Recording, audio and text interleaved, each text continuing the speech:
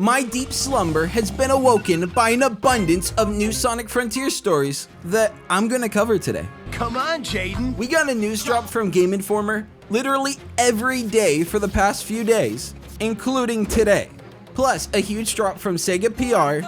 Guys, stop, it's not Puerto Rico. We also got some info from Takashi Iizuka and Morio Kishimoto, the game's director. Also some impressions from the gaming outlets that have gotten to play the demo and finally have their shackles fully released and can talk in depth about what they played. And I'm gonna be 100% honest with you.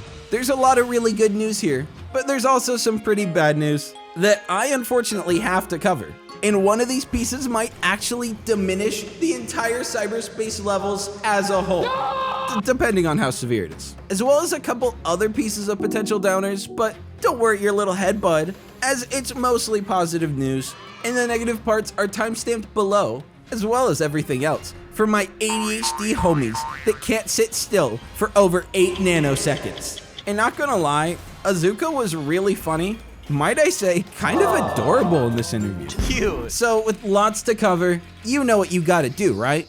That's right, buddy. This is a holdup, so not a second to waste. Drop a thumbs up, subscribe, and double check, because spies from rival Sonic tubers have infiltrated the mainframe to unsubscribe you from me. I know. Oh, also bell, all notifications on, and I am a raccoon with a baseball bat, so you don't want to test me. Now, I'll cover the 2 interviews first, then the impressions and official Sega PR info that they released to their press servers. Let's play the new Weeby intro I made, and let's just get into it. Roll it!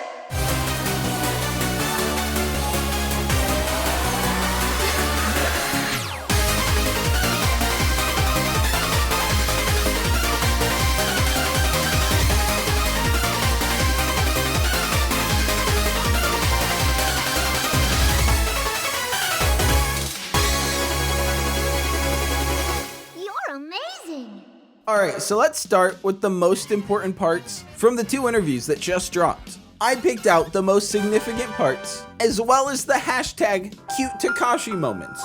So we'll cover him first, then we'll move on to Super Mario. So right off the bat, one of the first things he says, and this personally breaks my heart, but he says they have no intentions to make a Sonic Maker game, which is my dream classic game. If they can get a Mania quality game with unlimited replayability from endless community levels, this would be a total game changer, and it'd be much more accessible than mods ever could be.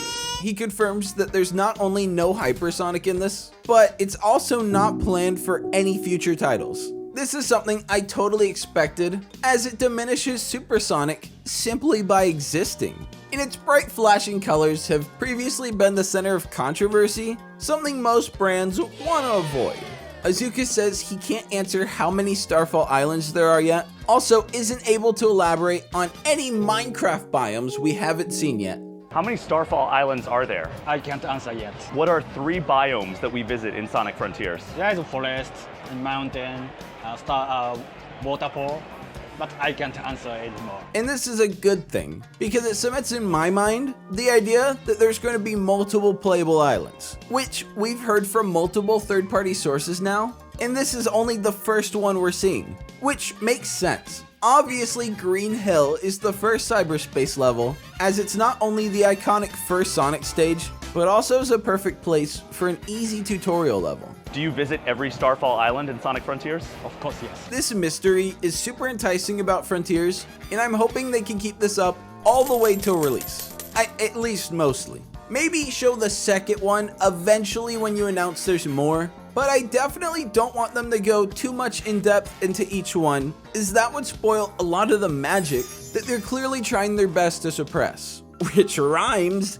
W! The description for the game has described a lot of biomes we haven't seen yet, like the desert one for example, so I am certain we will be seeing multiple biomes that we haven't seen yet, as well as multiple islands. So leakers and data miners, stand down. Iizuka confirms Classic Sonic doesn't show up in Frontiers, which I think we all assumed he wouldn't anyways, as again, they are trying to get away from forces as much as possible. So while we expected him to say this, we can all take a breath of relief.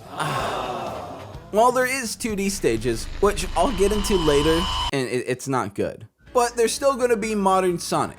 These stages I'm much less optimistic about, but again, that's for later. Iizuka says the Coco, which are like the rock turnip Chow guys, well actually they aren't, because they're entirely different from Chow, which obliterates all our theories that they had some deep lore connection. Wrap it up, boys. Let's go home. Yeah, they're just a generic cute animal. But as a brain-melted zoomer, I like cute big eye creature and feel an instinctual compulsion to purchase toys and merchandise of generic cute big eye creatures. We also got news that the cyberspace levels come from Sonic's memories, which makes sense. I know some people are looking for the plot holes like they're Swiss cheese inspectors, but it's a little silly to not step back and realize that they clearly want a safe but fun way to put the replayable boost levels people love in this game as a side mode. I'm gonna turn my brain off and not go too hard into the plot of Fast Blue Rat Game. Iizuka was asked if Big and Froggy are in it, and he says no clue, which is his way of saying, if I answer, my publicist will walk over and swiftly end my life. However, there's been a lot of credible reporting lately that there is some mode with Big.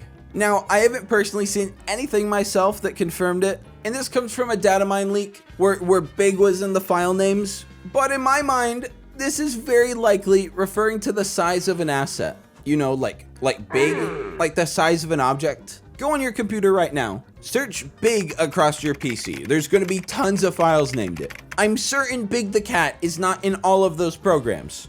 Big.exe though. He does hint at Knuckles being in it, but we already knew he's involved in the story from the single frame of Sonic Frontiers prologue we saw, so this isn't a huge surprise. Most significantly, as Twitter latched onto this and went ballistic over it, but there's no Chow Garden in the game. Psych, we've known this and it's been said 100 times. What are you guys doing? I'm pretty sure every Sonic tuber put it in their titles too. So why are you guys still thinking this stuff? We've all told you. But finally, at least the cracked out theories that maybe there's one that appears later in the game that the reviewers couldn't get to is finally squashed. Honestly, I wouldn't even want it for this game, as it wouldn't make sense at all. Iizuka says they're definitely making another adventure game one day, and that would be the obvious place to make its triumphant return. They're adding so much into Frontiers that I'm hoping they can manage to juggle it all as is, which is where Sonic Team generally fumbles the ball. So I would much rather they wait for a return to the adventure series if they're gonna bring back the Chow Garden, especially since, you know, this game doesn't have Chow in them. A smaller thing that I thought was interesting is that Iizuka had no clue about the ugly Sonic cameos in the new Chip and Dale Rescue Rangers movie, and he only found out until the reviews talking about it dropped. It's kind of shocking that they did all of that without even reaching out. However, Disney's army of lawyers likely know exactly what they can and can't get away with, and also maybe it wasn't Iizuka, but they likely went to someone for at least a blessing. Although, a total Sigma Mouse mindset move if they just went and did it anyways without asking anyone. Remember kids, instead of asking for permission, try asking for forgiveness. Now, let's get into the wise words from world famous monk and Sonic Frontiers game director, Morio Kishimoto. In this article, again, by the lovely Brian Shee, he talks about his impressions, as well as includes some quotes from Super Mario that I think add a lot of context to the combat system, which seems to be a point of contention with everyone but me, who actually think it looks pretty neat. So I'll start by reading an excerpt I clipped from the article that I think is really interesting to hear, especially from someone who, you know, actually played the game. A real gamer. So Brian writes, that shift from largely linear stages to a large open zone represents perhaps the biggest shift in how this new Sonic the Hedgehog game plays out. But as I traversed Kronos Island during my 3+ hours of hands-on time, the combat held a much larger role than I expected. Sonic games have a long history as stage-clear action games, and because of that, there hasn't been a huge focus on battle and combat in Sonic's history, director Morio Kishimoto says. But for this title, we are implementing a core battle structure to the game as it was imperative in creating a fun, new open zone game system. And a lot of people seem to be like, "But Sonic, go fast! Why is mashing a single button not enough for you, huh? This isn't a fighting game. Your fantasies will never be quenched!" But having a variety of dynamic gameplay options is important for keeping fans engaged and entertained. I mean, isn't that what all you adventure fanboys want? Just with a different character model and sound effects? Also, they're even putting in a baby mode for people who just want to mash through the combat. So I really don't see how anyone could possibly be upset about this game having a more in-depth combat system, especially when it's optional. But Sonic fans will find a way. To back this up, Brian writes, "These early enemies don't require much thought, but as I approach my final destination, an in-world boss labeled Formidable Enemy, I see that combat in Sonic Frontiers is not going to be about mindlessly bouncing from enemy to enemy. In previous Sonic games, combat was kind of like an accent that gave the high-speed action a sense of rhythm," Sonic Team Creative Officer Takashi Iizuka says. This time, we're adding a greater sense of tension and tactics to the combat. All of the enemies have been designed based on tactics. He later in the article describes some of the other abilities in the skill tree that aren't just the side loop. So Brian writes, "As you gather more skill points, you can explore further down the skill tree. I spot abilities like Sonic Boom, shoots projectile blades mid-combo, Wild Crash, run towards enemies with a zigzag pattern to avoid their attacks, and Excel Rush, I think I said that right, increase power when you max out your combo meter, in addition to hidden skills that you unlock as you play through the campaign. Starting out with Sonic at full power would make the combat simple and repetitive, so we made it so the player gradually unlocks Sonic's abilities through the skill tree." And this is something I agree with 100%. I know people are like, "OMG, he's so slow," from the early demo gameplay we got, but apparently, Sonic's speed is going to be one of these upgradable stats too. Something Sonic Unleashed had, and fans loved. I feel like there's a lot of hypocrisy about how this game is being addressed by fans. It appears all the little things people loved about past Sonic games are being combined in this cool new way, and I can't see why these are the complaints people are having. I'm not brushing off criticism, as there's definitely a lot of genuine ones out there, but man, people are nitpicking with some of this stuff. Complaining about stuff literally nobody knows about. Yes, the only valid opinions are the ones that played the game. So crazy, right? With all the new abilities, I think this will provide a lot of variety, and I heard there's a lot of references to Sonic's past in some of them, which I'm excited about. For people who don't like the side loop, it appears that's only one of many abilities, so don't sweat it. I do think the way they're showing this game off is awful, as Sega's for some reason falsely advertising this game to make it look actually worse than it is. It's like a reverse No Man's Sky. I wish even if they didn't show them off, at least verbally or in writing, make it clear that there's multiple gameplay modes, multiple unlockable abilities, multiple islands, and more. Because almost all the criticism I'm seeing online is being met, just not publicly by Sega themselves. And us Sonic tubers have way less power than any media conglomerate. So there's really nothing we can do unless Sega is just waiting to do their big reveal. And hopefully they don't just keep trickling it out like they've been doing, as none of the recent reveals have had almost any press hype. I think a lot of people have already made up their minds about this game, so I'm not sure if the general public is willing to clean the slate and give Frontiers a totally fresh, unbiased look, when everything they've seen was from the really bad first gameplay reveal. And it appears all the YouTubers have made up their minds about this game too. The game looks like those fake video games that they use for movies, like in comedy movies, as like a background thing, like, "Hey Junior, what are you playing there?" "Oh, it's just Zombie Explorers 5 Death Edition," and it's just like some little tech demo game that they whipped up in 15 minutes. That's what Sonic Frontiers looks like. Except Donkey. He seems open. Thank you, consistently based Donkey. The second I heard open world Sonic, I envisioned one of the greatest comedy masterpieces of all time.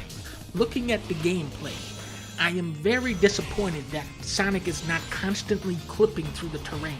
I did not think they would be able to get that part right. But even if this game comes out and is absolutely amazing, I feel like the general public is still going to go in with the mindset of hating it. Later in the article, I snipped Brian writing, "My encounter with the tower showed that the bosses in Sonic Frontiers are set to break the mold of the franchise's boss battles to this point. In recent Sonic games, the boss battles were more like mini-games that would grant access to the next world when cleared. So it was more of just an accent point to the main game experience," Kishimoto says. "For Sonic Frontiers, we are breaking out of the minigame boss battle mentality and creating boss battle experiences that would make for an amazing climax inside of the new open zone format. This may also be something new that has never been done before for this genre of game, but I think the Sonic movie may serve as a good hint for one of the battles." Which, oh my god. Now, I will say, this is the director of the game, and I'm pretty sure I covered it previously. If not, I know I tweeted it at Sonic_show. Shameless plug.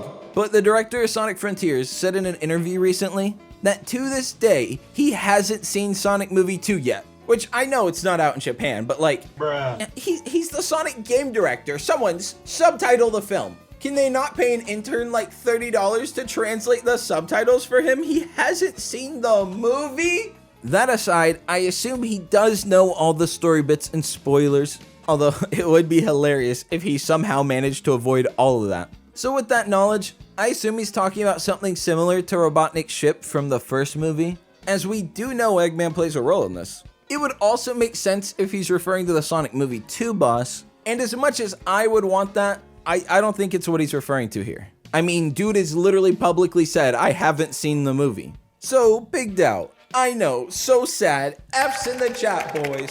This next part he writes is perhaps the most significant, and actually goes a bit into how Eggman plays in the story. So Brian writes, "The gameplay loop of tracking down bosses, entering cyberspace stages, and retrieving Chaos Emeralds emerges with a strong presence in the early hours of Sonic Frontiers. Following the third cyberspace stage I played, I'm treated to a couple of cutscenes. The first one stars Dr. Eggman trying to figure out how to escape cyberspace, which again is 2 words. I don't know if I'm gonna start titling my videos like that. I don't know. Because cyberspace is a real word. And let's be real, most of you guys are searching it with 1 word.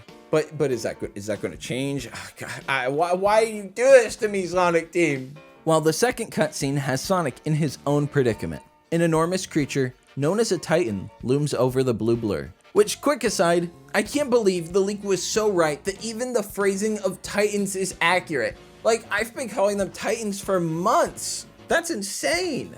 A mysterious childlike creature appears to Sonic and warns him not to attack the Titan because he's not strong enough. And that creature, by the way, is Sage, I assume. Sonic ignores the warning and goes full speed at the monster. With seemingly no effort, the Titan sends Sonic soaring in the opposite direction. Sonic realizes he's going to need the Chaos Emeralds to possibly stand a chance against something so powerful. I don't get to actually fight the Titan in my demo, but this cutscene actually appears to set the stage for a battle later on in the game. And this is an important distinction. The Asura boss that looks like a massive night table from the other reveal is not a Titan. The Titans are much bigger and intense. The Ghost Girl Sage says he'll need the Chaos Emeralds to fight him, and we already know from the leak he's got to get the Chaos Emeralds and go supersonic to fight a Titan. But is this on each island? We have no confirmation if there's more than 1 Titan, but it does appear that the Titan we've seen from the announcement and the one from the Ghost Girl teaser are a bit different. Again, we only saw a nanosecond, so they could be the same and there's only 1, but for now it seems there's a Titan on each island. The only thing we haven't seen from the 7 times confirmed leak is the quote-unquote Tree Titan, so I assume that's something later on in the game. So far, no reviewer or anyone has played a legit Titan boss battle, so we have nothing to go off on those yet. The confirmed leak was from January 2021, which was so long ago, so however they say it played, it's now irrelevant with this current build. The last excerpt I found interesting from this story before we move on is, before my time with Sonic Frontiers comes to a close, I spot one more thing I want to do before I hand over the controller. There are enemies large enough to spot from a distance, Iizuka says. In this game, there's no set order to go in to progress. The player can head for whatever they find interesting, and taking that on will move the game forward. The creature I noticed soaring over the landscape is called a flyer. True to its name, it glides over the world like a dragon with a ribbon-like tail. I follow it on foot and wait for it to get low enough to the ground that I can jump onto its tail. The tail turns into a treadmill of sorts, with the flyer shooting projectiles down its runway as I dodge, making my way closer to its head. Once I avoid enough lasers and reach the front, I land a homing attack and the flyer becomes stationary, and the battle becomes a traditional arena-style encounter. Now, since he talks about the flyer, I think it's safe to assume he's talking about the smaller bosses, as we've already seen the flyer from the Nintendo Switch reveal. And man, I love that these smaller bosses here feel like what was previously main Sonic bosses. And all this makes me wonder how crazy these Titan boss fights are going to be. Or if they're going to be super easy, as Super Sonic's entire persona and stigma is him being OPAF. Saying acronyms out loud sounds a little cringy, doesn't it? So this could be a breeze and just an epic setting and cinematic, but not necessarily the most difficult gameplay. I'd love to be surprised though. The smaller boss fights look fun, but not too challenging. And all the classic Sonic games have like the world's hardest boss battles. So my thoughts? Make the kids suffer. Make the Titan boss battles like extremely difficult. I want it so if you mess up like 3 rolls, just you lose. That difficult. Now let's get into the specifics of what Sega PR gave us. No, not Puerto Rico, guys. And then get into my gripes and concerns, which are minimal, but also very real. The story of cyberspace. Now that dang old cyberspace, huh? So yes, we all know by now that this is how they're gonna pump nostalgia in Frontiers with returning zones from previous games. They're gonna be smaller snippet levels in the boost formula you know and love? No one enjoys probably a bit more accurate. But the linear boost that we've seen in the 4 total seconds of gameplay is not indicative of the final thing according to our viewers. Polygon reported in their playthrough that there is a mix of 2D and 3D styled levels here. And by the way, when I say 2D, I'm not referring to 2D as in like Cuphead or Sonic Mania, but like Sonic Generations and Sonic Colors 2.5D sections, which if you don't know is 2D styled gameplay in a 3D environment. Sega PR has described the cyberspace levels as being created by the ancient civilization of the Starfall Islands. And this explanation makes sense, but don't expect too much of a good reason they tie in here. Kinda like how Genzen Forces crafted the story in a way to bring modern and classic Sonic together. And that's easily the least coherent aspect of these stories. Any plot for the cyberspace levels is really just them writing an excuse to use previous zones in the best way they can. As nostalgia sells, baby! So I wouldn't get hung up on the story aspect of them too much. Now, let's cover the enemies and characters revealed. Now, I believe these are the enemies of the first island, as this is definitely not all the characters of the whole game. However, they might be the enemies of the full game, and we'll just be seeing variations, or worst case scenario, just the same guys throughout. Regardless, this roster that I'll cover, I feel has a good amount of variety, so it really wouldn't be the end of the world if it's just these guys. I'll read their official descriptions put out by Sega PR, and include an image of them for each one. Obviously, we got to start with the King of Kings, Lord of Lords, the only man I pray to, Sonic the Hedgehog. His official description writes, the world's fastest supersonic hedgehog. Sonic's adventure begins on the Starfall Islands in pursuit of the Chaos Emeralds and his lost friends. He is also guided by a strange voice along the way. It's like Deal or No Deal. Sonic, you can only pick one. The Chaos Emeralds or your friends. Whichever one you don't pick is gone forever. And like your friends help you, but do they help you as much as a Chaos Emerald?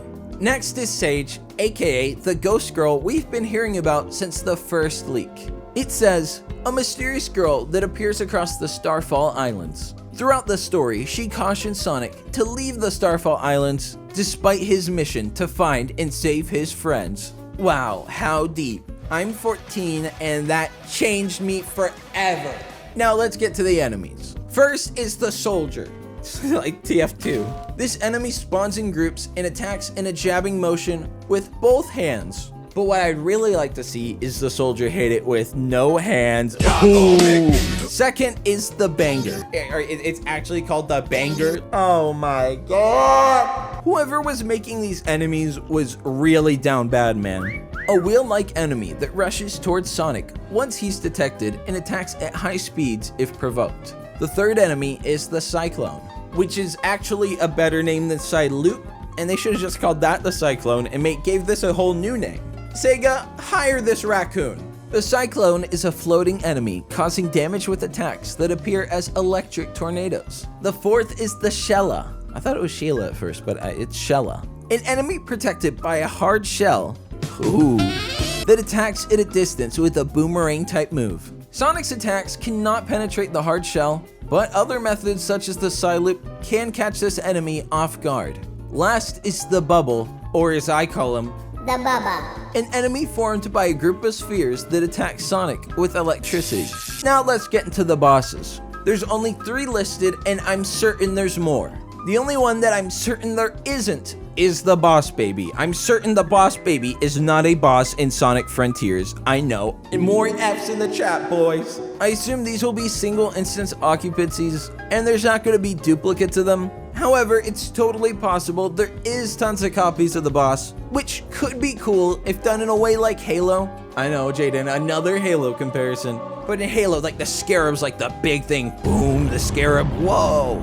But in Halo 3, they go, you know what? 2 Scarabs, what are you gonna do? 2 Scarabs! But then they give you like a Kobe Bryant helicopter to make it easier for the kiddos playing the game, which a lot of people were, despite it being, you know, an M-rated game, including me. My parents bought me that while I was in elementary school. They failed me. Just kidding, they made me based. So let's get to the Asura, as my ADHD is clearly kicking in. A large enemy that looks like a tall building. Run up the arm it throws down to find its weakness at the top and attack.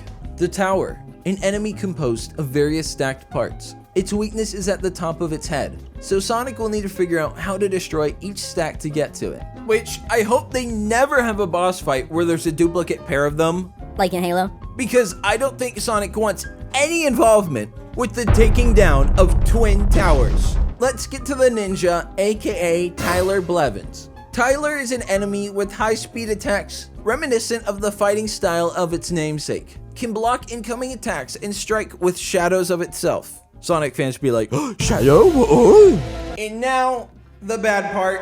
Let's get to where I'm most worried about Frontiers. The 2D sections. So, Polygon wrote an article that has since had its title changed, but was Sonic Frontiers has traditional 2D and 3D Sonic levels too. I assume they changed it because it's not technically 2D, it's 2.5D. But 2.5D isn't good SEO clickbait.